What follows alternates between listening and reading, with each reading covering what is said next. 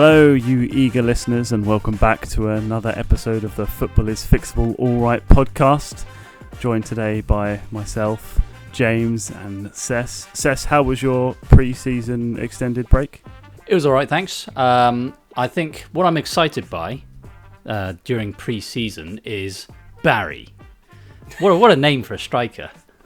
Oh, Everton. Yeah. I think what I'd like to see is I don't know, midway through the season, you'll see Erling Haaland, Mohamed Salah, and Barry as the three top scorers. That's what I'm looking for.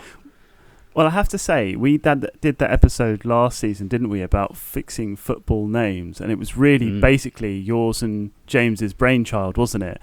And as soon as I saw that name Barry, the first thing I thought of was your rule as to if he's got a terrible name but he's good at football, then there's something else going on. Yeah, exactly. So there's going to be something wrong with him, really. I mean, to be honest, he might be terrible.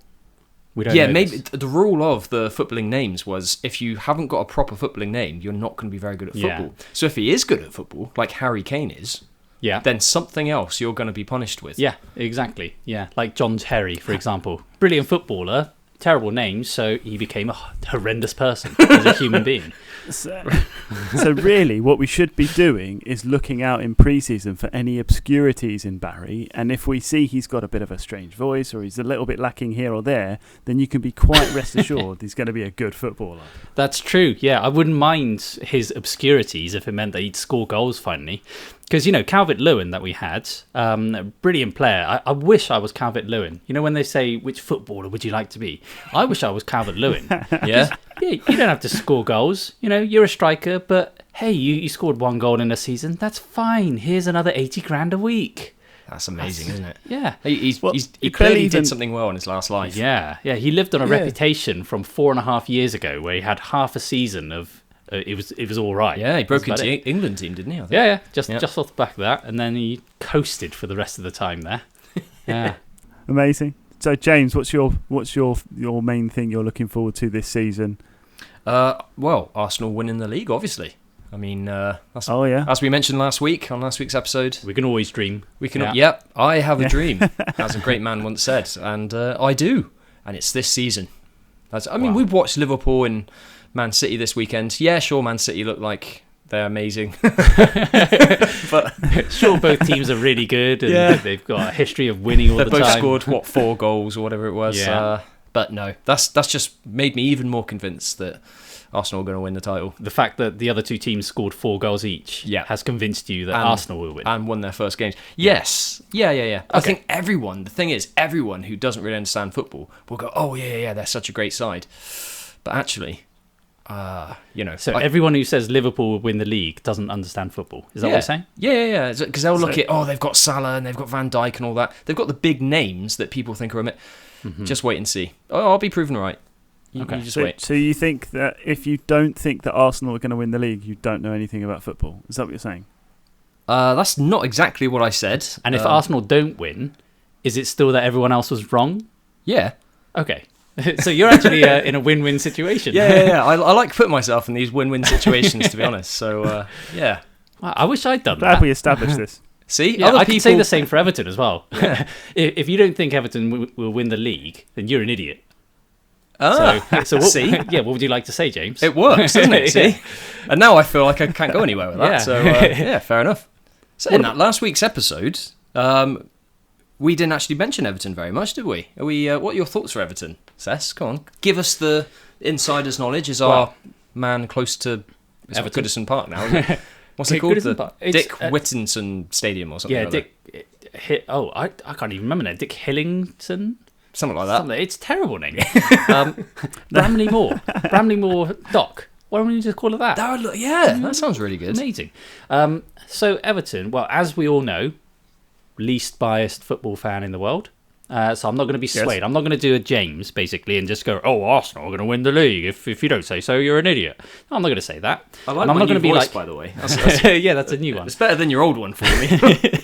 I'm also not going to do a Dan and be like, I'm expecting Man United to be in the top 6 or whatever you said You expect them to... Eight. Top 8. Of course. Yes. Yeah. Really reaching for the 9. stars this season. Dan has a dream as well, it turns out.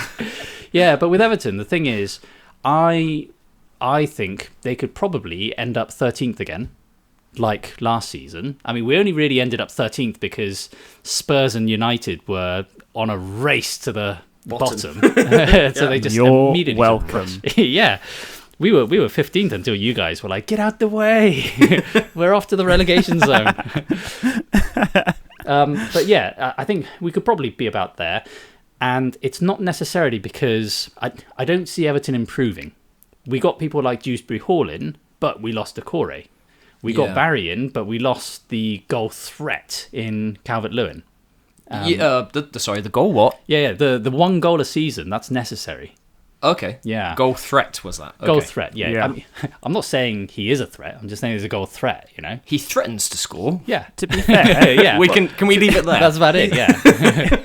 He's a threat until he gets the one, doesn't he? He's 1 goal a season, so you wait forever for that, and he's a threat the whole time, and then that goes in, and then that's it. That's it for him. Yeah, hats off. So yeah, I think it's more that other teams will be worse than us instead of us improving. So I think teams like West Ham, Wolves, Brentford, I think they've become worse, and so they'll probably end up below us.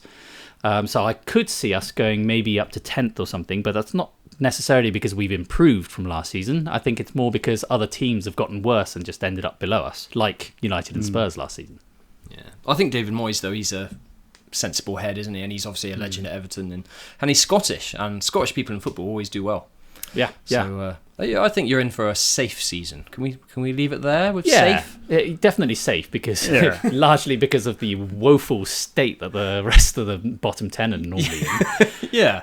There you go. And that's an improvement based on previous seasons. Hey there. Yeah. We don't even have to improve. That was us last season. Hang on.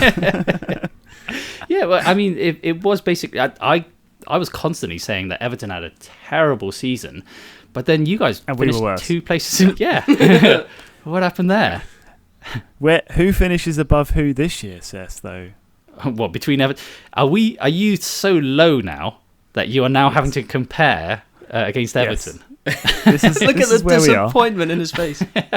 This is where we are. Yeah, I reckon you will finish above because a lot of people are saying if Spurs finish 6th, then it'll be a big improvement. I don't necessarily see that's the case. I think last season was the anomaly, wasn't it? In statistical terms, it should be, I suppose. Yeah, so they should really be around the 6th spot. It's just last season they just had this massive dip. And I kind of feel like United are similar in that sense. That I know you guys have been going down steadily, but last season I think was this dip because of the rock bottom that you guys got to. And like Simon Jordan always says, you can't bounce until you hit the bottom. Oh, that's very wise words. Right, from someone like Simon Jordan. Yeah. So I think you guys hit rock bottom and you decided, you know what, let's turn ourselves around, spend 300 million like no one else can, using money that we don't have. We'll get out with the staff dinners, in with Mbermo, Cunha, and who was the other one? Oh, Sesko. Sesko, yeah. And established players that haven't played in the Premier League, a one-season wonder... and a guy who refused to train with Wolves in order to make the move. And the real question is, will Barry outscore them? Yes, very good, James. So, Cess, what are we going to be talking about this week? Right, this week, lads, because it's the new season, as we all know, in football, what they like to do now is to add more rules instead of make them any better. Oh, yeah. Yeah, so we decided we're going to look at all of those, take them apart, and look at it with our logical eyes, as well as James's illogical, biased eyes, and see if we can't fix them. Perfect. That sounds wonderful. Yeah, that sounds perfect. Let's get to it, lads. So, what eyes should I be using now, then, guys? So I'll bring the rules up. You can read the rules as it's written, but just be mindful of the fact that you're wearing your Arsenal rose-tinted glasses. Oh, okay. I was just about to say, take off the glasses. Right, so I've written down the rules for the 2025-2026 Premier League season, the new rules, that is. And, I want to run them by you guys. We've got Dan, who's the optimist and the, very kind of... naive, almost, I would say. Yeah. And then I'm going to struggle to understand most of these, but yeah. And then... and then... It's all right, Dan. There's a lot of pictures, so... Oh, fantastic. Yeah. And then... also Cess, who is some people see as the logical one, but also the very grumpy, pessimistic, nothing could get any worse kind of one. So I think between the two of you... I don't agree with that, actually. Yeah. Things can get much worse. So what do you guys think of... we now have an 8-second rule where goalkeepers are going to concede a corner to the opposition if they hold on to the ball for more than 8 seconds, beginning when the referee decides. Yeah. Well, I don't mean to play into this grumpy character that you've made of me, but you're already sounding a bit pessimistic. Yeah, I don't like it. All right, Cess, you go first. I'll tell you the reason why I don't like it. Because they are trying with this to fix a problem that they could quite easily fix with something else. But what they're doing basically is creating cracks, and they're trying to paper over the cracks that they've created, which there's no point, because what they're trying to do is to stop time wasting. That's the point, isn't it? The 8-second rule. Yeah. In order to stop time wasting, why are they trying to do an 8-second rule? Because then the keeper could go, hang on, the ball's still off the pitch, I'm just going to do my shoelace up, or take a while to put the ball walk down slowly towards it. Yeah, exactly. The only way to stop time wasting is like with other sports, you stop the clock. Because then if you stop the clock, you can just say to the keeper, fine, do what you want. You can waste as much time as you want. It's your time we're wasting. Do whatever you want. When someone goes down and roll on the ground 6 times, as we know means yellow card, then fine, you can roll around all you want. The clock has stopped, so you're not going to be wasting any time. Whenever they say, oh, we're going to add 10 minutes to injury time, how stupid is that? And then all you have to do is waste time during injury time, and then you won't even play the 10 minutes anyway. But if you stop the clock, it's fine. You'll just play to the 90 minutes, and no time is wasted. I think that's it, isn't it? You've approached it in the way, what's the bigger picture? What are you trying to... and it's actually to stop time wasting. Like we've heard... several times over recent years that the average time football's in play is like 40-something minutes. Yeah, something ridiculous. Something, 50 minutes maximum. In a whole 90-minute game, only 45-50 minutes are actually in play. Yeah. So is 8 seconds of a goalkeeper really going to make a difference if you start penalising, giving corners away and that kind of thing? So yeah, exactly. And that's funny. That's funny because I thought the goal was literally just to penalise David Raya. You made that joke last week, and it was funny at the time. I gave you credit for it, but But now it's just hurtful. Now it's just hurtful. Now it's just it's just too true, too close to the truth. I'm going to HR.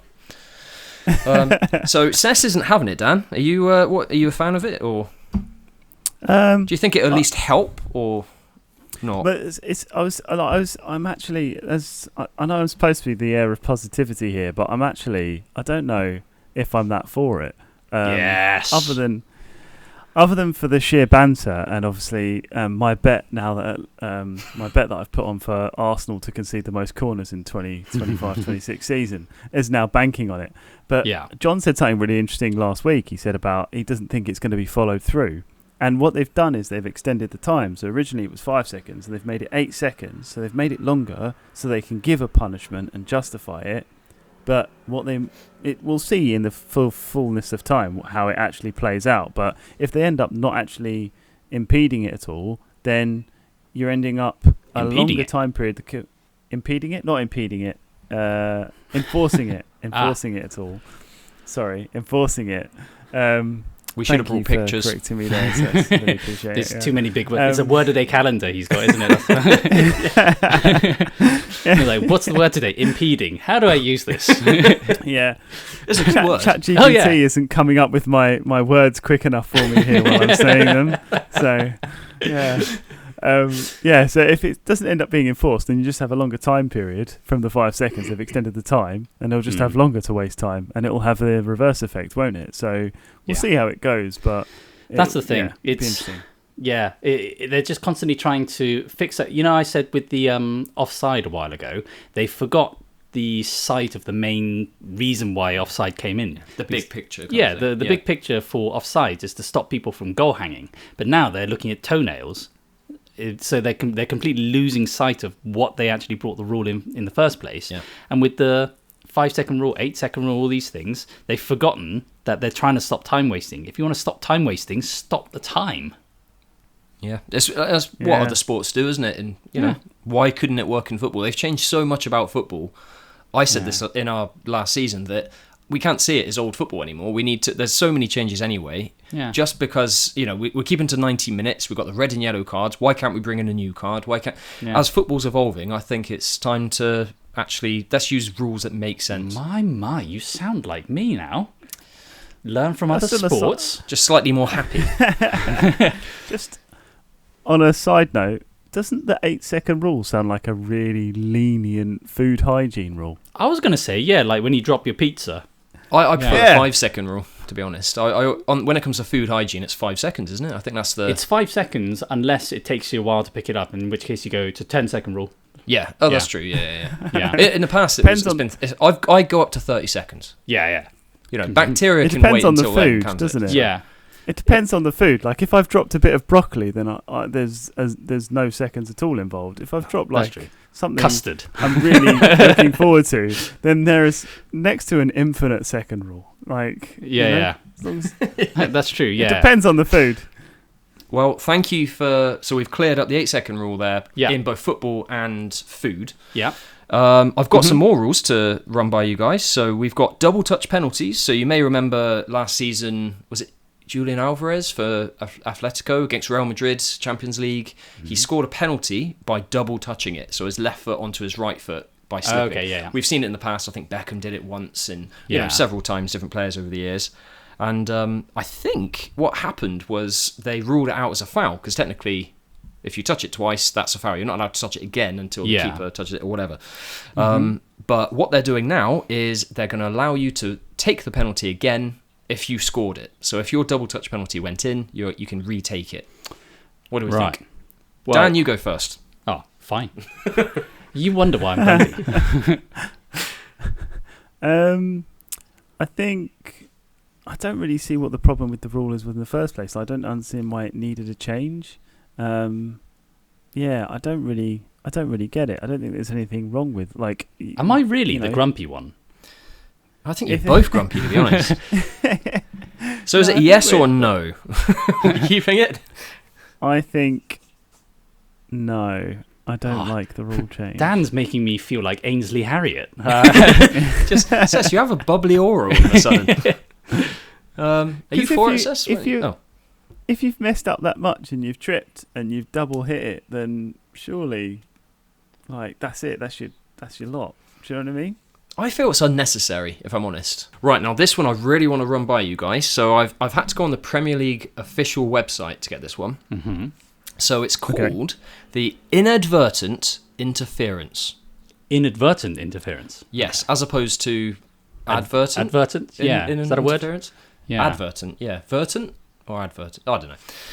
So it's not a good sign when you don't really understand at all the title. Yeah, we're stuck on the first word. Yeah. So, and this is how the Premier League has got it written down. So, I'll try and be as accurate as I can reading this. So, if, without intending to interfere with play unfairly, a team official, substitute, substituted or sent off player, or a player who is temporarily off the field of play, in brackets because of injury, adjusting equipment. I am already not following the rule. I've lost my place. I don't understand the sentence. Okay. This rule's put me in a comma. I like it. That's a good ChatGPT joke there, Dan. I'm not actually sure yet. Like you say, we haven't ChatGPT. We haven't prepared this. So I'm looking through. All I've done is got it up to have a little read through it, and I still don't understand what it's talking about. Yeah. Okay. So carry on. So inadvertent interference. So I'll try and read it more without the punctuation. Oh yeah. So if without intending to interfere with play unfairly, a team official, substituted player, sent off player, or player off the field who is temporarily off the field of play, touches the ball while it is still in play, but when it is clearly leaving the field of play, This is penalised with an indirect free kick. There is no sanction, such as a yellow card or something. Right. But there's more. Okay. Any clear or deliberate and impactful interference will mean a direct free kick or penalty kick is awarded, along with a red card if the manager, head coach, or other technical staff... Oh, it ends there. Oh, okay. So they're just making it really I'm complex. I'm so confused. Yeah. Nothing is clear about any of this. There is nothing clear about this at all. Honestly, I'm still lost. The referees, how do they have any chance? Yeah. You know? We always have a go at the refereeing standards being bad, and I still maintain that, by the way. However, it's almost like they're set up to fail. It doesn't matter how good you are as a ref, you're going to end up failing because of all these terrible rules that they're bringing in. They've turned it into, like, have you ever seen like a legal document? You know, if you ever get your solicitors when you're buying a house or something like that, you have no idea what, because there's so many pauses and commas and words in there. You think, what you just ask the question. If you touch the ball when you're off the field, there you go. Isn't that clearer? That kind of thing. And again, it's not a rule that we've been crying out for. VAR, fix VAR first. Yeah. That's the simplest thing. And offsides. Offside. Handball. Handball, yeah. When was the last time you saw anybody complain about somebody inadvertently touching the ball and getting involved in the... I've not seen anything on that ever. Yeah. No one's ever been crying out for the last season. You know what keepers need? 3 extra seconds before they kick the ball. Yeah. We've all played the game. Those 3 seconds, I mean... It means everything, right? Yeah. Right. Well, we've cleared that one up, I think. It's unnecessary, basically. These new rules are rubbish. Yeah, unnecessary. There is one that we've actually been shouting out for. I think you'll both like this one. So, captains only approach. So when it comes to referees talking to the referee, players are not allowed to talk to the referee. It's the captains. Yeah, this is something that actually we made a bit of a boo-boo on last time, because I think we thought this came in last season. So we were constantly going, hang on, why aren't they all being yellow carded for talking to the referee? It definitely was mentioned, though. Like, I don't know if it was made a rule, I but could they have said sworn it was brought in last year. I could have sworn it was like announced last season. They just kind of secretly decided, should we just abandon it? Yeah, no one mentions anything. But as John said last week, after a few weeks, they stop applying it, and it's... Yeah, and that's what we said last season as well. We said, give it 6 weeks, there'll be no such rule anymore. So hopefully this one will last the season. So next season, so what's probably happened is they've gone like, oh, we're not actually doing this, are we? I don't think anyone's noticed. Shall we just... Let's just announce it again. I think we got away with it. Next season they'll say, we're going to introduce the captain's rule. Brilliant. Yeah. So I think next season we'll have the captain's rule, and we'll have the 8-second goalkeeper rule announced next summer as well. So there we go. So there's some of the key changes for the new season. We aren't keen on most of them, apparently. So as the season goes on, no doubt, we'll put in the rules that we really want to look at to address the real problems in football. Yeah, that's all very interesting stuff. Lots of words, and I'm very confused. But thanks, guys. That's great. Happy to help. On a lighter note, we have a new exciting segment to the show. So without further ado, can I please introduce John's halftime head scratcher? And we'll find out the answer after the break. Hello, it's John here. I have a halftime head scratcher for you. Which team has played the most top flight league games in all of history? Find out after the break.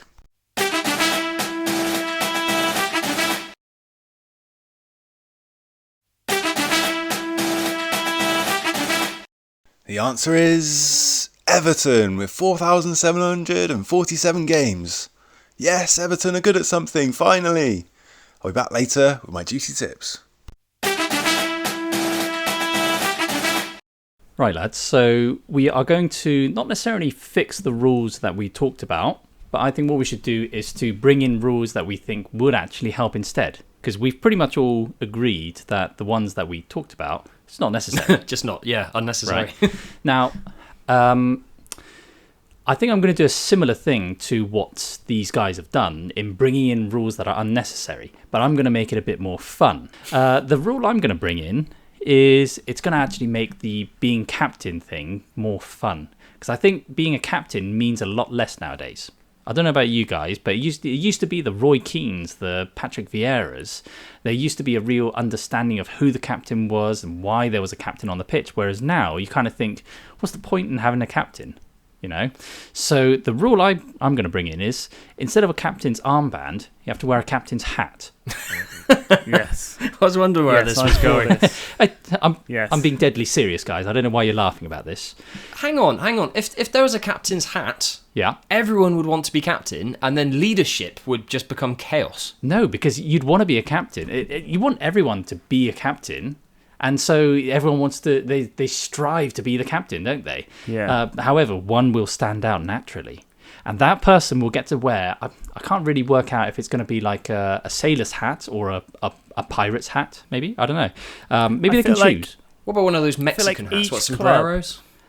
Yeah, but that's not a captain's hat, is it? You don't see a captain Mexican wearing a sombrero. Sorry, yeah, that's true. Yeah. I feel like each club should have their own bespoke hat. Like, you could have loads of different variations of the hat depending on the club. Like, you get football mascots, right? You get the devil, you get whatever. So the captain's hat could be like a really specific to each club. You know? However, the thing is, I don't want them to see this as a joke. I don't want I don't want Brighton to be wearing a seagull as a hat, This is deadly serious. Silly. Yeah. Imagine, just picture Roy Keane with a pirate's hat. Yeah. That's the kind of seriousness I'm going for. Something more serious. Yeah. You don't want anything like it. Keane wouldn't suit a seagull on his head. No, exactly. I don't want anyone to make a joke out of this. That's what I'm trying to say. And that would undermine the whole thing, wouldn't it? Yeah, very exactly. Serious. Yeah. So that's my rule, guys. Yeah, I'm in favour of that. Yeah. Yeah. Sorry, I'm getting carried away with that vision of Roy Keane with a pirate hat on. I'm really struggling to imagine him without an eye patch. Every single time the pirate hat's there, the eye patch that is an with option. Yeah. Might impact on his game a little bit, but yeah. And then with maybe Gary Neville on his shoulder like a little parrot. Yeah. Exactly. Well, they do that anyway, don't they? That's pretty much how the kind of partnership works. Perfect. Well, what about you, Dan? What's your rule going to be? So I've got this really great idea for basically, if goalkeepers hold onto the ball for more than 8 seconds, it should be a corner to the opposing team. So Arsenal lose loads of corners throughout the entire season. What a great rule! Why don't you bring in that in next season? That would be a good idea. Yeah, I might do that. I call it the David Raya rule. Oh, that's right. That's my rule. I feel like my fellow Arsenal fans and I are going to be visiting Dan's house soon. Yeah, well, what's your rule going to be then, James? Oh, there's so many things. Like last year, we brought up various rules. I liked my orange card rule I brought in. Yeah. And there's various other ones I brought in throughout the season. Yeah, that's basically the blue card from rugby, isn't it? Yeah, similar idea. It fits being orange. Obviously, it's a bit more unique to football, and it fits between a red and a yellow. And I think I explained. Why did I say blue card from rugby? Yellow card from rugby. That's the what I meant. Yeah, sin bin kind of idea. Yeah, that kind of thing.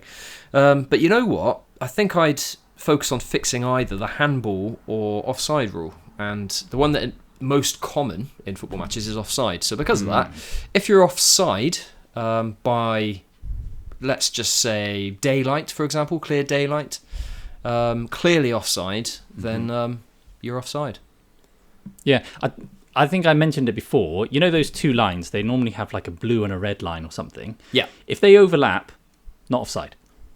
Yeah, okay. So if it becomes a purple line, basically, if the two colours mix, because it constantly overlaps, and so they're thinking, it's too close. Is it a shoelace? Yeah. But if there's actually a clear space between the two lines, then you could say. And also they could actually say if the colours combine at all, it turns purple. Yeah. So you can clearly see it. Obviously, colourblind referees aren't allowed. No. But red and blue lines, if it stays red and blue, it's clearly that it's not touching, and therefore it's not too close to be silly. So you're offside. Yeah. Exactly. What's it everyone says? Everyone says, "Oh, he's offside by a toenail." That's the phrase, isn't it? Or an armpit or something like that. Maybe they should introduce an actual toenail to the screen so that they can see an actual visual, so that you've got the space of a toenail in between the two. Maybe they could actually use that literally just to help make the spacing correct. We're trying to come up with serious fixes here, and you're just being silly. That is true. Yeah. You're denigrating this wonderful episode where serious things are brought up. Yeah. Like Our audience aren't going to be taking this seriously at all now. No. Also, you talk I've about toenails. misread the objective. You talk about toenails. The little toe and the big toe have vastly different sized toenails, I'd just like to say. So do yours? Oh, right. What, do all your toes have the same big toenail? It's like you need parallel, don't you? You need to be it needs to be even. Right. So I wear square shoes. You have 5 big toes.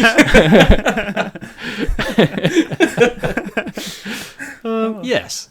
And well, there we go. I'm glad we cleared all that up as well then. So I think it's time for some fantasy football chat, guys. So we get some of John's juicy tips on the go. Let's do it. Juicy. Oh, how I've missed your tips, John. John's juicy tips. Yeah. Alright, John's Juicy Tips is back for another season. Welcome new listeners to your fresh weekly minute of FPL goodness. Every week, at the end of the pod, I will give you one defender, one midfielder and one attacker to look at for your teams. So, here goes. In defence, my pick is the Spanish sideshow Bob, Marc Cucurella for Chelsea, as 3 of their next 4 games are against teams that couldn't score on the opening weekend, and Marc is always good for an attacking return too. In midfield, it's Tijani Reinders. This guy looks good enough to be starting every week for Man City and avoid Pep Roulette, and he's only 5.5 million, so beat the price rises and get him in your team ASAP. In attack is the juiciest Kiwi, Chris Wood for Forest. After taking a break from goal scoring over the pre-season, he's now less than 15% owned, but he came back with a brace of goals against Brentford and should get more in the next few weeks. Juicy. Thanks for those tips, John. Lovely as ever. We really have missed them. But yeah, you know what? I was going to do this bit, but I think I'll pass over to the man that knows. James, give us that wonderful catchphrase. What's that code? All right. Hey. Right. I got this. So, if you want to join our Fantasy Premier League and show your true ball knowledge, you'll get shout-outs every weekend that you top the table. Join with the code SD4GZV. Woo! And Give show the us people what they want to hear. Yeah. See if you can compete with our football guru. And don't worry, if you think you're going to be bad at fantasy football, you won't be as bad as James. No way. Woo! Well, that's another episode done then, guys. That's another one solved. Some more rules fixed. Well, valuable fixes. Invented. Yeah. Did we fix or did we invent? We fixed by inventing. I like that. That's proactive fixing. Yeah. And how do you feel over about the new it? rules? Yeah. So, yeah, exactly. Yeah, and I'm glad, James, I know you mentioned me as being the positive one. I'm glad I could be the positive spin on those rules. Oh, wait, hang on. I didn't agree with any of them, so apologies for not bringing that positivity you one wanted. of us. Actually, SS is looking much more happy. Yeah. And you're the grumpy one all of a sudden. Yeah. Soon you'll be needing to fix me soon, I think. But, anyways. Well, thanks. I think we did one on Man United, didn't we? So... Oh, I'm sure there'll be plenty more where that came from. How to fix Man United fans' optimism. That died a long time ago. Don't worry about that. Right. Anyway, guys, it's been a joy. Thank you ever so much. Thank you all for listening. It's been excellent. It's a goodbye from me. It's goodbye from me. And it's a goodbye from me.